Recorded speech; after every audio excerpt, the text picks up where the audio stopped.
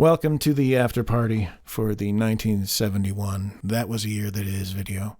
If you haven't already seen it, you should probably just turn right back around. Go back where you came from. Watch that video. It's called 1971 That Was a Year That Is. And tell them I sent you. I'm Jimmy Fields.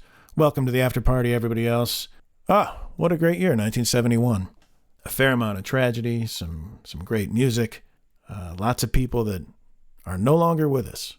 Left a lot of stuff out. The Attica Uprising, the opening of Disney World, two equally understandable yet baffling occurrences. Disney World opened in 71. Save your money, folks. 71 was a mixed bag. I think there's something going on by 1971 where there's just so much overload. I don't know, I feel like it's lost some of its resonance, the My Lai massacre. My Lai, tomato. Yet, in that same year that William Calley is sentenced for his part in the My Lai massacre, culturally significant events like the fire that inspired the song Smoke on the Water are happening. Maybe we need to let My Lai go. My Lai. Let's let My Lai go. Maybe we pick one. We let My Lai go. We put that in our past. Or we let My Lai go. Very few people know what it is. I guess with everything that's happened in the wake of My Lai, all the atrocities, these things like the Manson murders and My Lai, they just seem kind of quaint. Imagine for a 16-year-old right now. My Lai is what they order, when they go to get ramen. Can I get the My Lai ramen? But hold on, I got something flying around in my room. Not anymore, my friend. Another one bites the dust. Insects, let it be known that when I'm recording, it is not a good time.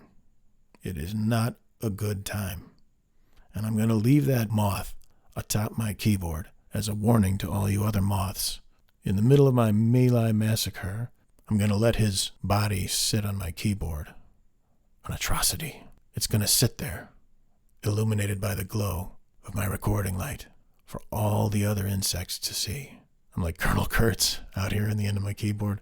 My Lai, how are you going to make that funny, right? I don't remember what I did. This is like after you finish a term paper and you turn it in or something. You don't remember what's in it. Your whole charade has been to cobble and steal everything you can just so that it has weight. So I had to pick which one. Is it going to be Disneyland opening or My Lai massacre? Lot to consider. Disneyland has dwarves. They're small. The Vietnamese are rather small, and certainly the children would probably look like a dwarf. Maybe I should have done the Disney World story instead. It's too late. That's going to be for the 147 people who watch this. I tried everything 1971. This was a tough one. I don't know why. You'd think funny things like the My Lai massacre or 10,000 people in India getting wiped out by a tidal wave could be funnier. You got to have more than just the headline, though. You got to actually have to come up with something else besides the funny headline. 10,000 people wiped out by a wave.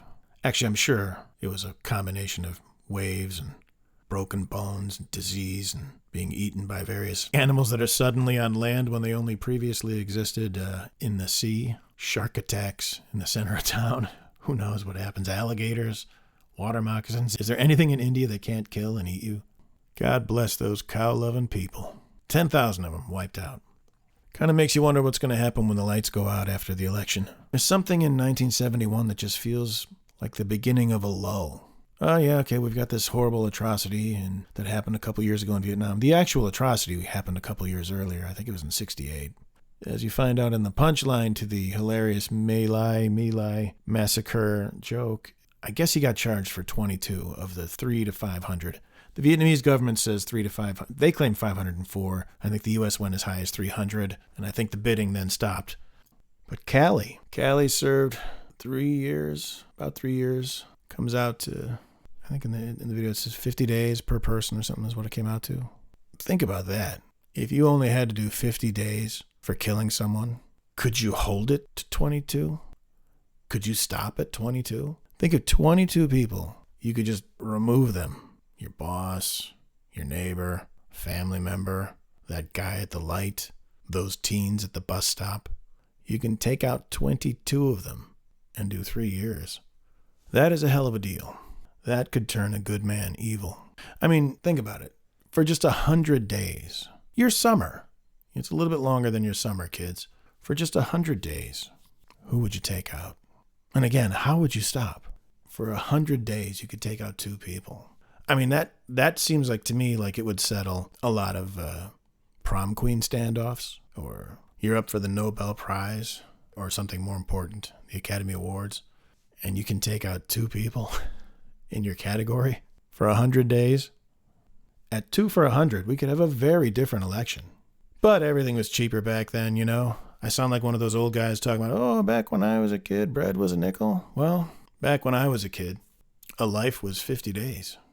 At least today, if William Calley had done such a thing, he would get canceled, for sure, at the very least. Of course, that cancellation wouldn't last very long, like his prison sentence. All right, a couple of weeks, you're canceled, but after that, maybe you get like a 3rd spot on Jimmy Kimmel. How many criminals of the past have escaped the justice? How lucky they are to have committed their crimes before the penalty of canceling had come about. Oh, there was the rack, and there was the stockade, and various methods of torture. But imagine being canceled. Attica was not a deterrent, but I'm sure being canceled is. You know, losing your social media? That's got to be worse than whatever was going on up at Attica. Yeah, he's the only guy that got convicted of anything. Everyone else was either acquitted or never charged. And that's up and down the chain of command. They tried to use the just following orders, explanation. And I know it sounds high and mighty to say, well, that's what the Nazis said. But I think there is, in the middle of combat, in an already insane war, in the middle of close combat, where you're just witnessing one atrocity after another, some legal, some not. The legal atrocities are okay. The illegal atrocities are not okay.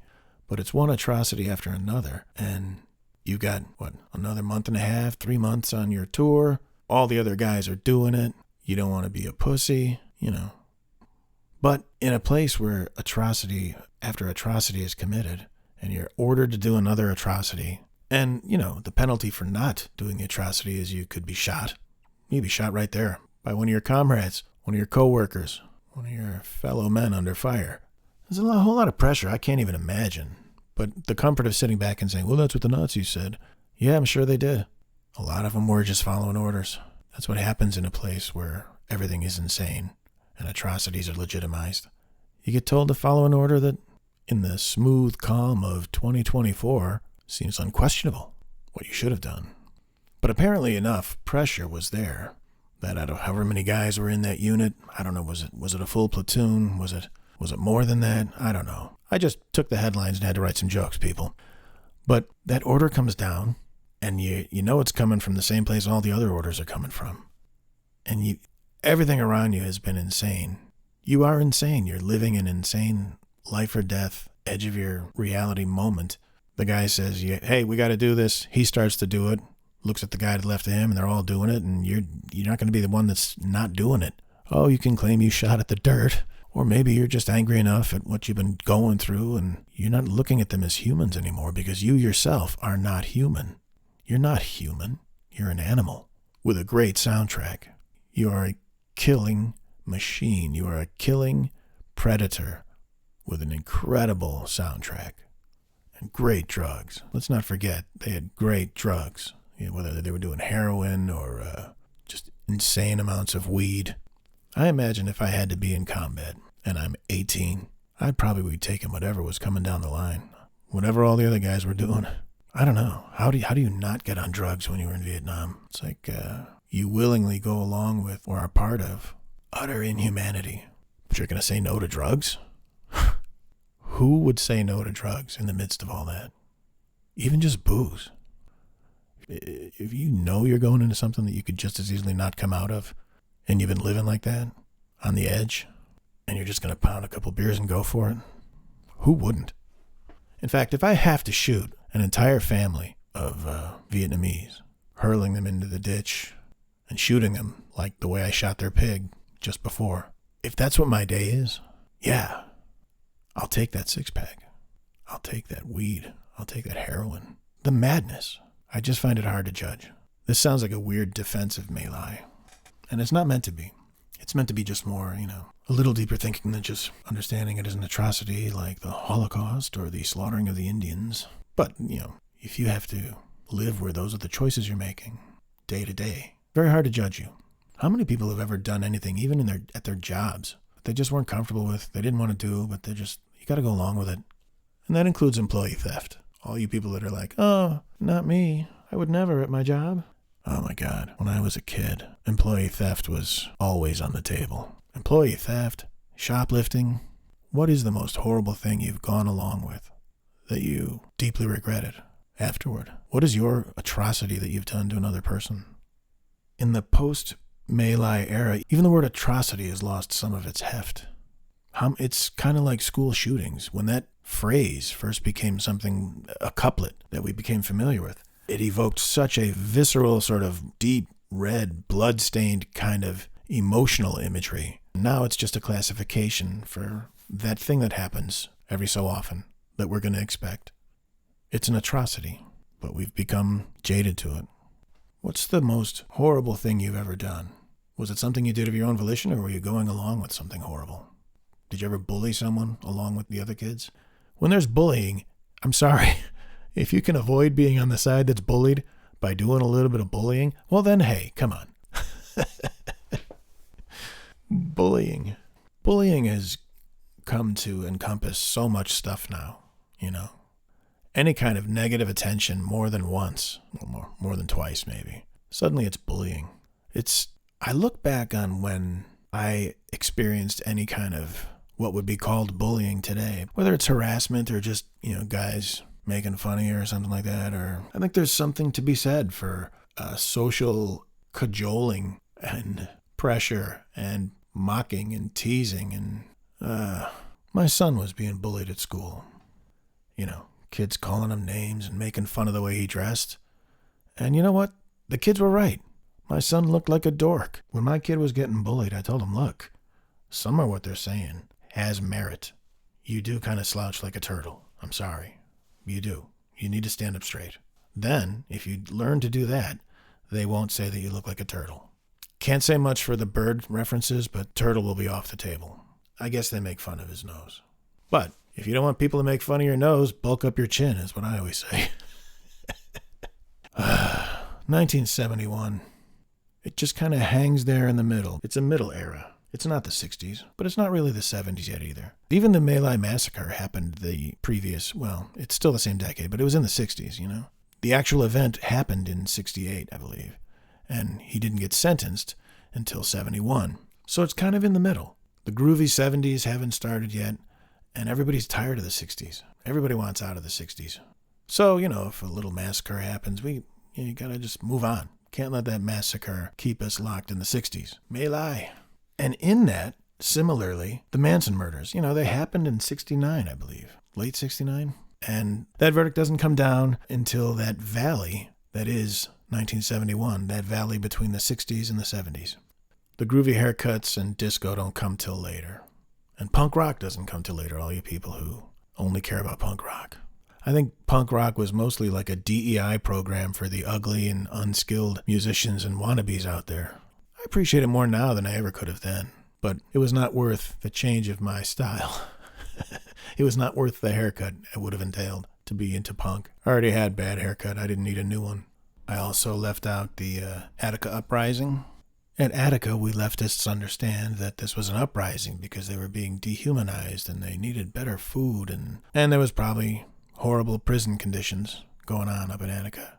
And I kind of feel like, well, shouldn't there be? Shouldn't there have been horrible conditions in Attica? That way you wouldn't want to be in Attica. I would bet we have some of the best treated prisoners in the world. I would bet our prisoners have more rights and better food and more freedoms than most of the rest of the world. That's tough because I'm sure the prisons in Liechtenstein are really, really beautiful and nice. Liechtenstein, however you say that puny atrocity of a country. But realistically, let's take the big three: China, Russia, and the United States. Where would you want to be a prisoner? We could ask Brittany Griner about that. If you had to be a prisoner, if you had to be imprisoned, sometimes you're faced with, choices. If you had to be imprisoned, would you want to be imprisoned in China, Russia, or the good old USA? I'm Team America on the prisons. I think we got the best ones around. You want to make Attica a horrible place so that people don't want to go there. Kind of like Disney World. I don't want to go there. I know it's a horrible place. Oh no, I left out Attica and Disney World. Shit, I left them both out, didn't I? Sorry, folks, I seem to have wasted your time. I did neither Attica nor Disney World. Did I not do Attica?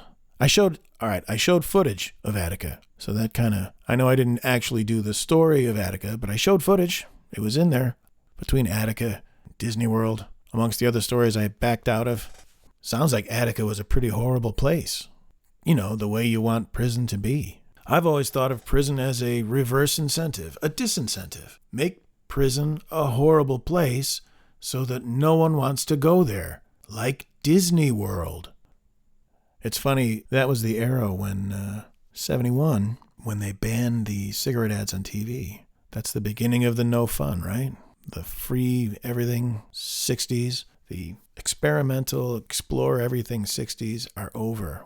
And now you can't even advertise cigarettes on TV because we don't want kids to see that.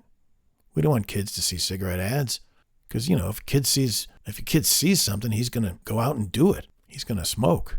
He's going to become addicted to it. He's going to wrap his whole day around it. It's going to change his life forever. I love it. You can, kids can go to the bookstore or the library and watch a middle-aged, overweight gay dude squeal at them, dance around in his tights, shake his buns at them. But they can't be exposed to cigarette advertising.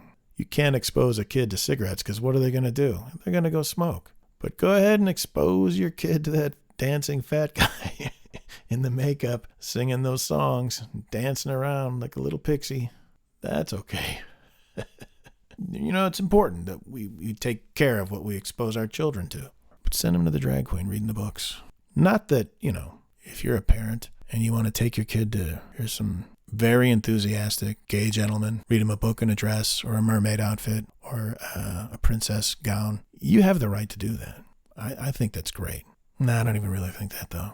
Aren't all those drag queens just like really creepy gay dudes? And I differentiate between the two. Gay dudes is one thing. Creepy gay dudes, just like creepy straight dudes, is a problem. The ones that want to do it in front of kids, they have a problem. The ones that are fighting for the right to do it in front of kids, those guys are sick. You know, in the privacy of your nightclub with adults in attendance, go nuts. I've seen plenty of drag shows. They're a drag. Time drags at the drag show. I used to do an open mic on, was it Christopher Street, New York? Famous sort of, I don't know, gay entertainment space? What do you call it? You know, it had a history. Can't remember what it was called. But anyway, they would have an open mic after one of the drag shows. Can't remember, it was like on a weeknight, you know? And everything that went on in those shows was, you know, just lame. Like bad puns and gross, like super exaggerated gyrations of burly dudes in dresses. Just full-on men in dresses and, you know, ridiculously overstated girly attire. But terrible, terrible jokes, just bombastic, idiotic singing. And the stuff that goes over biggest of all is like the really cheap, gross, tawdry, gay, slurpy, you know, giant BJ gesturing, whatever. You know, just gross stuff. Bad puns. Ugh. Maybe the first time you ever saw it was kind of funny because it's so odd. But man, you get it. It's terrible. But to bring your kid to that? No. Let them grow up and appreciate it as college students or something. Taking your kids to that gender switching nonsense, it's not healthy. I would think the most common thing it would cause is confusion. It should cause confusion. It doesn't make sense. It's just bad entertainment. And to subject a young child to that awful entertainment it's a form of cruelty. I think parents subjecting their children to such dreadful, horrible, boring, gross entertainment, those parents need a visit from Child Protective Services. Sexual content aside, it's arguable that porn may have more entertainment value than drag shows. That's how bad drag is. Any parent that subjects their child to that kind of terrible entertainment is a bad parent. Don't let the kids see the cigarette ads. Go ahead and send them to the library for the flouncing gay guy doing funny voices with silly puns for his pee-pee. Gross. Manson, another holdover from the 60s that has to be sort of dealt with in the dawn of the 70s. I remember growing up, Manson had a sort of psychological and emotional resonance in reality, the way perhaps Voldemort does in the Hogwarts world. It wasn't that you couldn't say his name, but you understood him as a sort of bottled up version of pure, absolute evil. Just mindless evil. Actually, it's not mindless. It's worse than mindless. It's calculated, cold evil. Of course, most people don't know that he wasn't even at the murder scenes. But the way Jordan personifies basketball excellence, Manson was the embodiment of just absolute psychopathic evil. His crew of ladies and a couple of fellas, they mutilated a pregnant woman, jabbed them with utensils, forks, knives, whatever. I never read Helter Skelter. You didn't need to. You knew about the Manson crimes because they would be spoken about. Manson was almost on the level the way we still understand Hitler today as sort of the pinnacle of inhumane malevolence. Hitler was the GOAT, the high watermark for pure evil. Although when you look at the numbers, Mao and Stalin are much worse. But in our culture, we understand him as a lunatic psychopath who just lights the world on fire for the foulest of reasons and with the worst results. The level that Hitler had in that respect, in your consciousness, somehow you can't, it's almost like trying to imagine what's outside the universe. There's nothingness. There is that outer perimeter beyond which we can't even fathom. That's where Hitler was in terms of evil. And Manson kind of, for a very long time, had sort of a modern, living, breathing, and gladly caged second-tier version of that level of evil. Like he's literally, he would be like, they would be buddies hanging out in hell together. He was almost on par in terms of one's psyche. You can't even conceive of the sort of demonic presence that's inside someone like that. He's Voldemort. And I remember when he died, it wasn't the last year or two. It was almost as if you'd heard like an old baseball player had died, When Manson died, it was almost as if you'd heard about, Lou Brock dying or something, It'd be like hearing that Bobby Hull had died. I think Bobby has died, I'm not sure. Golden Jet. Golden Jet. What happened between him and his series of wives is their business. I don't need to know about it. That's all I have to say about Bobby Hull. It's as if I had heard that, hockey great and spousal abuser Bobby Hull had died. Just a guy from another time who put up some great numbers, but is from another era. Manson came back too. He went to jail and then he'd pop back up in the news when he'd go up for parole. And then had a couple of high profile interviews. So he was conceived of as kind of like a caged animal. Like had he somehow gotten out, if he'd been able to slip away and make it into the night with the help of his hot young hippie chicks, honestly, they weren't even really that hot. Unless, crazy-eyed, smelly, disheveled hippie chick is your thing, then they're super hot. A lot going on there with Manson and the girls. There was a lot of drugs, a lot of daddy issues.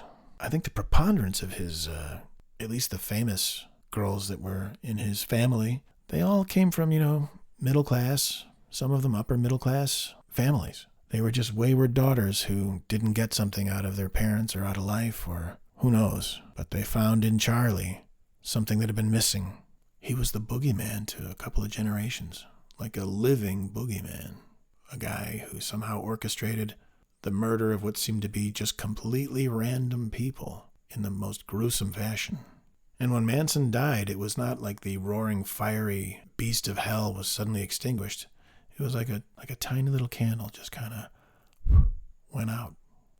I don't think too many people are going to get the Dennis Wilson joke, but Dennis Wilson used to hang out with Manson, and they shared women together and drugs, and Dennis would lend him money and let him use his car and let him stay at his place, and then things got weird. As often happens with Dennis Wilson and Manson, things got weird. Dennis led a wild life. Drumming with the Beach Boys, hanging out, banging young hippies with Charlie Manson, taking all kinds of great drugs, driving fast cars through the Hollywood Hills with Charlie Manson, going off-roading, shooting guns from your Jeep with Charlie Manson. What a life Dennis had. Rest in peace, Dennis and Charlie. When I've made this one a little differently than I do the last ones. Usually I record the whole thing. I write the whole thing, then record the whole thing, then start cutting the whole thing. I was taking more of a Beach Boys kind of smile approach to this one, recording little pieces, laying things down, jumping around in the script. And unlike Brian Wilson, I finished mine. Now, I was doing them piece by piece and not in order. But once I'd finished a segment, I would make a YouTube short out of it and upload a short and get views that way. Kind of keep the product moving here at Jimmy Fields Productions. But one of the ones I released earlier was the Satchel Paige, and a guy started leaving comments explaining how he wasn't a rookie, he'd actually played in the Negro Leagues, all this sort of what we understand about Satchel Paige, and I just played dumb, Oh, I thought he was a rookie at 42, and it just seemed odd that he got that kind of privilege. No. And he would go on and on and on and explain to me how, he was still a viable player and he was one of the first ones to come in. And in the comments back and forth, he says all that stuff. I think he finally caught on that I was just yanking his chain when I accept that, that there's this legacy and Satchel Paige is an incredible player. And, of course, he put up the numbers and everything else. But then I suggested that, much as how Major League Baseball players never had to play against black pitching, I suggested that, we can't really compare the two because all those Negro League players never had to play against white coaching. I think he figured out that I was just messing with his head. That was the last in our exchange. How about Evel Knievel, though? Wasn't that his decade? He's like Muhammad Ali. He has that great run in the 70s. You got to remember, he achieved that level of fame in the era of 3 TV networks and TV turning off at 11 o'clock. And his self-promotion or his promotion and his willing to do just dumb, dangerous stuff, cloaked in sort of a patriotism and a machismo and an independent, take-no-prisoners, independent guy, just full-blown American spirit. That guy was someone a young kid could look up to. He's on a motorcycle. He's jumping over burning buses and cars and canyons, wrapped in a flag, holding up his number 1, riding a Harley, out there doing it. Doing cool stuff that you wanted to do. The stuff you try to do on your own much smaller scale. Jumping over a pool. Jumping off of a garage. Convincing the neighborhood retarded kid to jump off the garage. A guy you could look up to. You could aspire to be. I don't know. It seems like everybody now just wants to be an internet star. They don't want to go out and do stuff. What about that Mr. Beast guy? Sounds like he's in trouble. The knives have come out, Mr. Beast. You knew this day would come. All kinds of terrible charges and accusations coming out. That's how it starts, Once one person speaks up, it's like a whole Me Too thing. It just spreads like a virus. Everybody wants a piece. It's a feeding frenzy. I don't know what the actual story is with Mr. Beast. I barely know who he is, but I do see that front page of YouTube has, it's over, Mr. Beast, more allegations. Mr. Beast will be tried in the court of thumbnails. Young kids don't have outdoorsy, active guys they can look up to. Now they just got guys running around doing practical jokes or pranks. Although I suppose if Evel Knievel could have had his own channel, that would have been something he aspired to. I want my own channel where I ride motorcycles. Yeah, 71 had its share of fires, and this one had a couple of high-profile killers. Juan Corona, that was another one that I released early, and it got nothing. And usually stuff that has true crime, a true crime angle, does pretty well. You get pretty good clicks for that. But I think when the first thing in my joke about Juan Corona, I said something like, what did I call him? Homosexual serial killer Juan Corona, blah, blah. I'm sure their algorithm scans that first minute or 5 or 10 or whatever it is for every video. And when you start off with homosexual serial killer Juan Corona, it does not go anywhere in their algorithm. But you got to give it to Juan. Came up to America, lived his dream. I guess most of his murders, I can't remember how many he did. Most, if not all of those murders that were found in those orchards were from that sort of, 6 to 8 week span, however long it was, just a very sort of short blip in his stay in the orchards of California. Just that one little period, he kind of went cuckoo and started murdering old homo white guys. Or, well, we don't know that they were all homos. I mean, a lot of them had been to prison, so I'm sure it wasn't new, but I think a lot of them were guys seeking work who he would kill and then sex up. I'm not sure if the sex came before or after the killing. Does it really matter? Do we have to shame him? If he's a gay man and he wants to have sex with another man, do we have to shame him just because that other man might be dead? I don't think we should be shaming people's sexual proclivities, so let's not. But there was old Juan, making his way in America, living his dream. The guy had been up here for however long, many, many years. He'd worked his way up in the ranks. He was the recruiter. He was the guy that would hire the men. And I think the story is these guys that he was offing were hoping to get work. But you're telling me in all that time he was working up there in California, it was just that few weeks where he started killing guys? It's a weird hobby to take up, that late in your career. I had a little trouble with the Juan Corona joke, such as it was. I say he made his way doing jobs Americans don't want to do, and I don't know. It's kind of like the Billy Cali sentence when the cost is that low. Imagine you're an American, and only after the fact, after you get a Juan Corona who comes up here from south of the border, works his way up the ranks, kills a few dozen or a couple dozen gentlemen, kills a couple dozen sex partners. Don't you get kind of jealous? Americans, don't you get a little bit jealous? They're coming up here doing that? I thought they were, coming up and fixing our cars and building our houses and picking our crops. I didn't know they were getting to come up here and kill a couple dozen people and become kind of famous. They kept that from us. They allow these people to come in over the border so that honest, hard-working Americans don't get those opportunities. Hiring those guys that work the orchards, that's a job that had gone to immigrant labor. But who knew that it had such privileges? And you're just an American who's on disability right now, getting a government check and not working, and you find out that you could have been in charge of the hiring at an orchard where you get to kill a couple dozen people and become kind of famous. Kind of makes you want your country back, doesn't it, America?